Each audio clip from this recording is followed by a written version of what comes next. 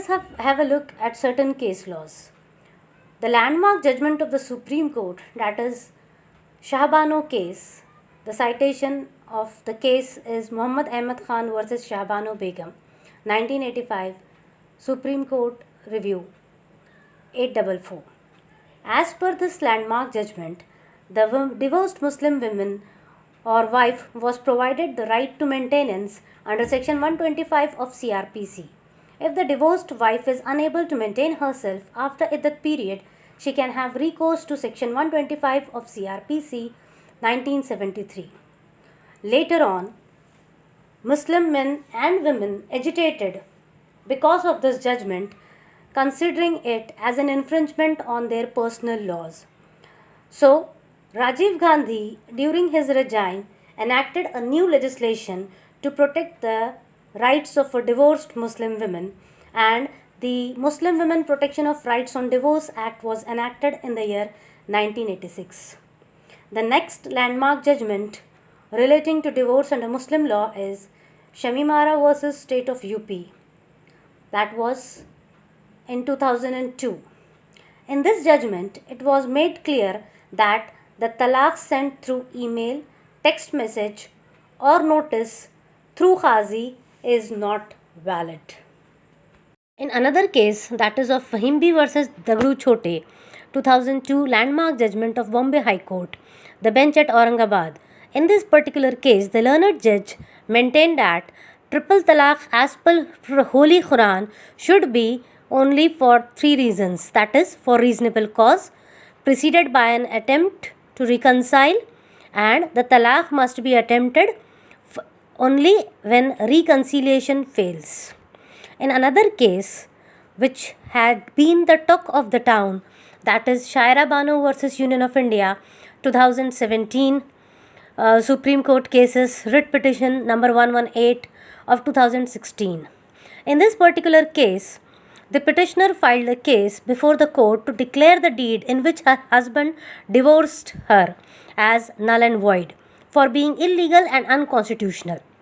She also pleaded for declaring Section 2 of Muslim Personal Law Shariat Application Act to be unconstitutional so far as it seeks to recognize and validate talaq-e-bidat, which is a valid form of divorce, and to declare any form of divorce under personal law or Muslim personal law as illegal and unconstitutional if it is not preceded by the attempt to reconcile the marriage over 3 consecutive tuhurs or 90 days period.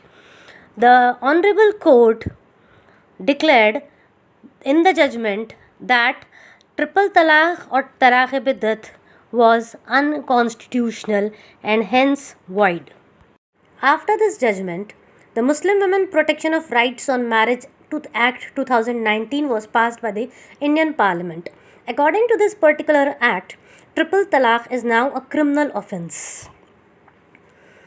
The clause 3 of the particular act says that whoever pronounces triple talaq upon his wife shall be punished with imprisonment for a term which may extend to 3 years and fine.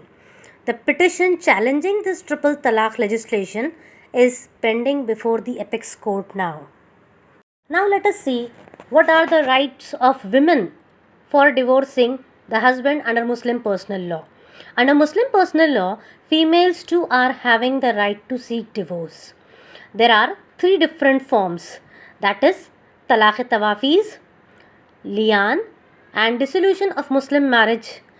Under this particular act of 1939, she can seek divorce. Talaq-e-tawafiz. This is particular form of divorce under which the powers are delegated from the husband to his wife so that she can pronounce divorce. Another form of divorce where women can seek is called as li'an. If a husband levels false allegations on wife of unchastity or adultery, then under this particular type of divorce, she can ask for separation from her husband.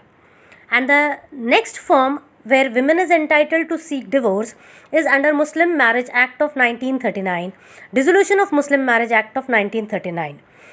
In this particular case, if the whereabouts of husband are not known for 4 years, if the husband neglects or fails to provide maintenance to wife for 2 years.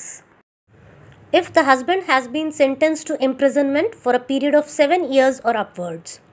If the husband has failed to perform without reasonable cause his marital obligation for a period of 3 years. If the husband was impotent at the time of marriage and continues to be so. And if the husband has been insane for a period of 2 years or is suffering from leprosy or any virulent disease. If the wife has been given in marriage by her father or guardian before she attained the age of 15 years, then in that particular case, the marriage can be repudiated before attaining 18 years of age, provided that the marriage has not been consummated.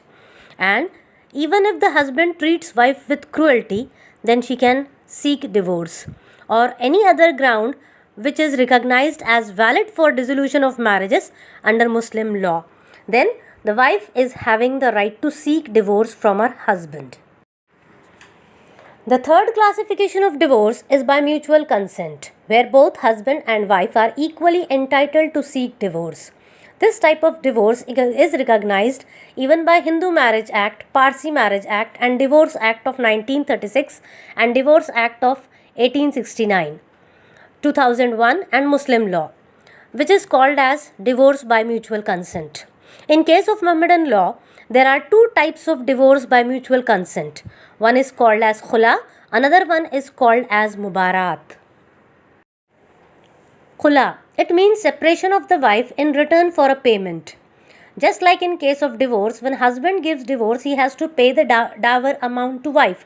Similarly, here in khula, if wife wants to seek divorce from the husband, she has to return the particular payment. The husband takes the payment and lets his wife go. The payment is the meher which he had given her or more or less than that. This form of divorce is initiated by the wife and if it is irrevocable. The next form is called as mubarat. The literal meaning of the word mubarat is obtaining release from each other. It is said to take place when husband and wife, with mutual consent and desire, obtain release and freedom from their married state. The offer for separation in mubarat may proceed either from husband or from the wife. As soon as it is accepted by the other party, the dissolution of marriage is complete. It takes effect as one irrevocable divorce without the aid of the court under Hanafi law. Mubarat is equivalent to one irrevocable pronouncement of talaq, making it necessary for the parties to contract a fresh marriage with each other if they wish to resume a marital relationship. Khadar Mian versus Shrimati Jahanara Khatun. This particular case is related to divorce under Muslim law. In this case, it was held that when proposal of dissolution of marriage tie is initiated from the side of husband, it is called as talaq. When the proposal is initiated by wife, it is called as khula. Assuming the dissolution of the marital tie is done by mutual consent is called as mubarat. So here we can conclude that there is a misconception that under Muslim personal law only male has the power to divorce or Muslim women are subjected to cruelties and likewise or they are not having equal rights.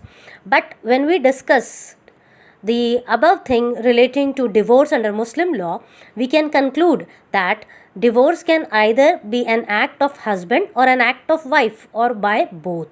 The basis of divorce in Islam is inability of spouses to live together. In Islam, divorce is considered as an exception to the status of marriage. Thus, the position of Muslim women is very high in Islam. When she is a daughter, she opens a door of Jannah for the father. When she is a wife, she completes half of the deen of her husband. When she is a mother, Jannah lies under her feet. If everyone knew the true status of a woman, Muslim women in Islam, even the men would want to be a woman. If you have any questions, you can ask it in the comment box and I will answer there. Thanks for watching. Please like, subscribe and share.